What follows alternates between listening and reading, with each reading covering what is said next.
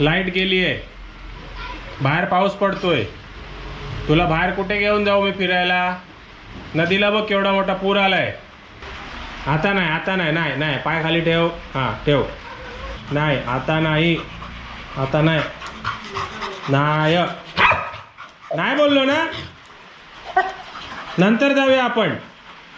पाऊस पडतोय ना बाहेर. झोप झोप. उठ उठ उठ उठ उठ, चल चल उठ.